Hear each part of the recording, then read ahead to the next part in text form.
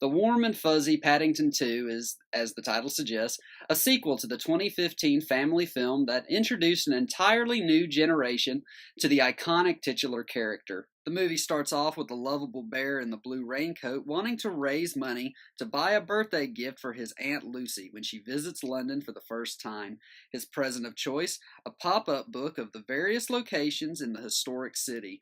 Little does Paddington know, the book is actually a treasure map in disguise, and it's being sought after by a villainous, out-of-work actor played by Hugh Grant. While the first Paddington was a fish-out-of-water story, Paddington 2 is a caper film that plays out like a family-friendly version of Wes Anderson's The Grand Budapest Hotel, and the movie is full of wacky antics and hijinks. Paddington 2 admittedly falls into some overused plot tropes, as there's a subplot in which Paddington is falsely accused of stealing the pop-up book, which ultimately leads into a prison escape heist subplot, but as overused as this is, Paddington 2 has enough bright spots to make up for it.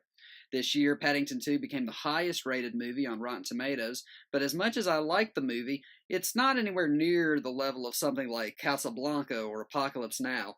The plot is familiar, sometimes a little too much so, but Paddington 2 is a worthy sequel that remembers to pack all the warmth and heart of the original. Film stars don't die in Liverpool. The movie is a true story, Hollywood-style romance set in the UK in the 1970s and early 1980s. Jamie Bell plays a young actor named Peter Turner who meets and falls in love with classic Hollywood legend Gloria Graham, and she's played by modern Hollywood legend Annette Bening. Graham was an Oscar winner who won Best Supporting Actress for the 1952 film The Bad and the Beautiful, but was likely best known for her roles in 1950s noirs such as Fritz Lang's The Big Heat and In a Lonely Place with Humphrey Bogart. The older Graham has come to Liverpool for a chance to perform on the British stage and soon discovers she's not only far away from her Hollywood stardom, literally, but figuratively as well. Film Stars Don't Die in Liverpool follows Graham and Turner's relationship through smooth and turbulent times, the latter often influenced by Graham's diminishing career and inevitable breast cancer diagnosis. Although the love story itself is not anything new, it's nonetheless a story worth telling. Film Stars Don't Die in Liverpool is a romance that also works as a portrait of fading stardom.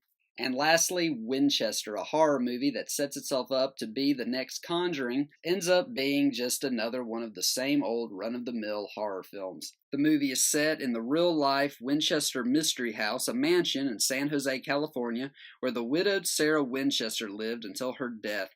The mansion is iconic for its labyrinth design and alleged hauntings. Lady Winchester's deceased husband was William Wirt Winchester, owner and founder of the Winchester Rifle Company, and she believed that she was always being pursued by the spirits of the people killed by the guns her husband's company produced. Winchester is a fictional telling of events at the manor, with the Helen Mirren portraying the matriarch of the haunted palace. A doctor, played by Jason Clarke, is hired to assess and analyze the head of the house to assure she isn't mentally insane. As he arrives at the mansion, he soon discovers he's brought some heavy emotional baggage with him. Winchester is a lame, boring, and mostly forgettable series of jump scares, which is kind of a shame considering the interesting setting and concept. Mirren and Clarke both give performances well above what's usually found in bad horror films, but they aren't enough to make up for the insubstantial jump scares. Even when the movie isn't trying to be scary, it becomes a slog to sit through, with uninteresting exchanges between characters, feeling as though they go on for hours. As bad as Winchester is, it's more acceptable than some of the worst horror films we've gotten recently, like The Bye-Bye Man. The movie works in themes of guilt and being haunted by our past, figuratively and literally, but this still doesn't make it good. Although it certainly looks good, Winchester is another not very scary mainstream ghost story movie to add to the pile. Thank you so much for watching. As usual, I'm Logan D. McCoy, and this is Real McCoy Reviews.